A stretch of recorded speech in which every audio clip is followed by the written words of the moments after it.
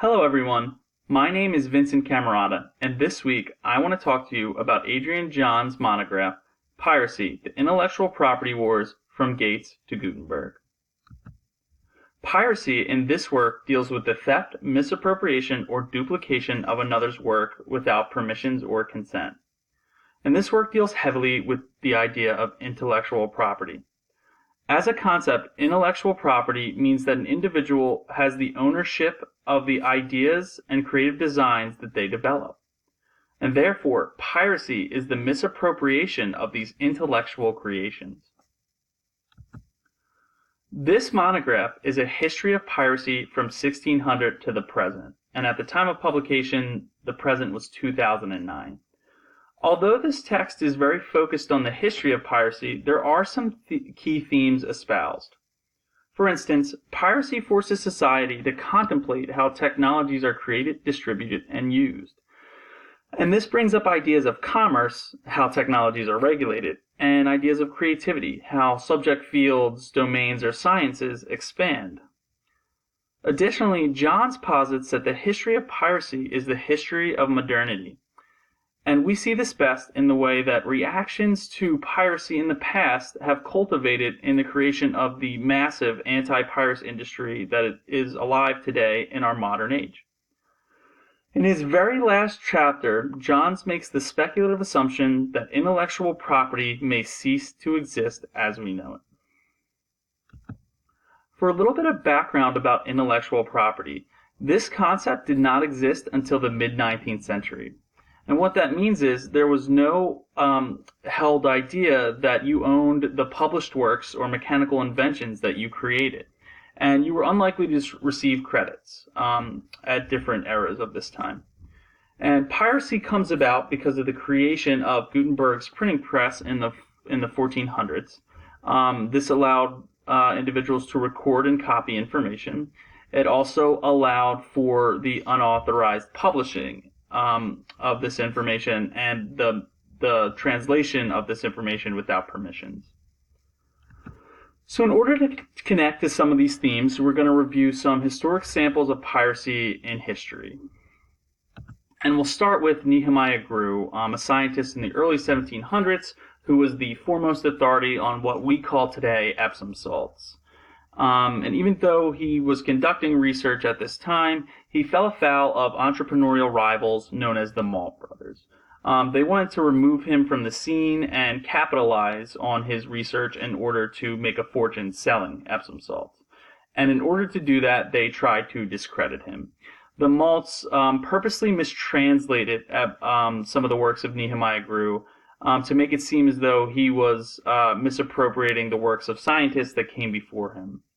So Grew winds up having to pursue a patent in order to be established by the Royal Society as the only authority working on Epsom salts. And the Malts argue that this is a use of royal power to suppress a craft already in being. And this is an argument that we see throughout piracy, this idea that when you try to regulate a subject or craft, you stunt its advancement. With hackers, for instance, they argue that they're testing the computer system. And in doing so, they expand our knowledge of computers in general. So this is an argument for piracy that we'll see develop over time in different examples. And because of cases like Grew, British Parliament finally gets involved and creates the first copyright law in 1710 called the Statute of Anne. And this guarantees published works 14 years of copyright for the author, and after those 14 years, the author can renew those rights. And this is a big step going towards modernity because this is the first time a government kind of takes control, surpassing the common law that was once held by booksellers or publishers, a cadre of booksellers or publishers. Now there's an established law in the land that copyrights exist, instead of common law or being shared amongst a small group of people. And other acts of piracy have existed in our human history. For instance, piracy was used as a revolutionary tool in the early colonial period. Matthew Carey, a famous printer in Ireland who fled the monarchy, came to the United States to continue his misappropriations and duplications of English works, wound up spreading knowledge across the country by essentially stealing published works from England. But Carey, the Pirate King here, did argue that this had a significant impact on society. It got information into the hands of colonial citizens so that they could make their opinions known. And this act of piracy kind of creates the public sphere of knowledge within the colonies. So this is kind of a way to disseminate knowledge that wasn't available to a specific group in a different, essentially, country. And therefore shows a different reaction or reception to piracy in society, which we will also see here. In the music industry, piracy is rampant in the early 1900s, and there's a very open market for it. Photolithography makes copying sheet music very easy, and piano mania sweeps the nation as everyone wants to become an amateur in the field of music. And what this market creates, the pirates or music hawkers find that they can sell sheets of music much cheaper than the titans of the music industry. And the public sees nothing wrong with them doing this, and they're willing to do business with them. So even though that music copyrights exist at this time, piracy is a civil offense. It's not criminal, and this changes in a very important paradigm shift.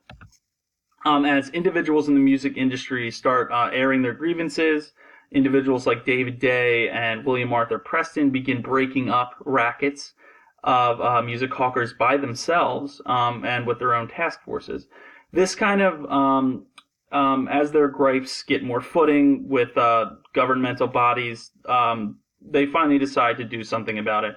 And they begin charging music pirates with conspiracy, a criminal act, instead of a civil offense for pirating music.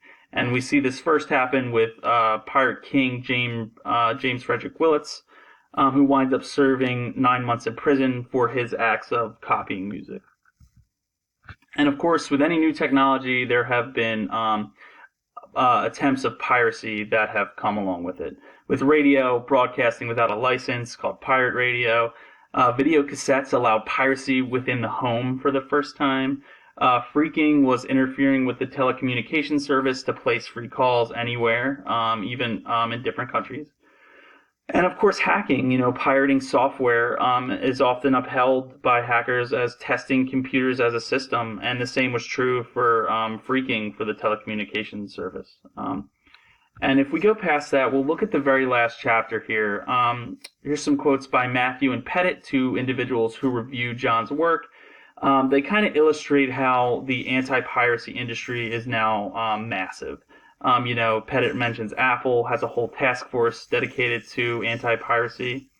And Matthew mentions that the events of the past have coalesced and wound up creating this kind of anti-piracy in today's world. And Johns here ultimately speculates intellectual property faces extinction because of the kinds of open source software and open source programs that we use. We value open access to information in this digital age. And, there's different examples of how copyrights have kind of gotten in the way of this open access. Google Books, a project we're probably all familiar with, was supposed to be a universal library, but publishers kind of stopped it from being what it was meant to be. The whole entire book put online. And Johns has a great quote where he says, "This was stifled because, this treasure trove of knowledge was locked by copyright."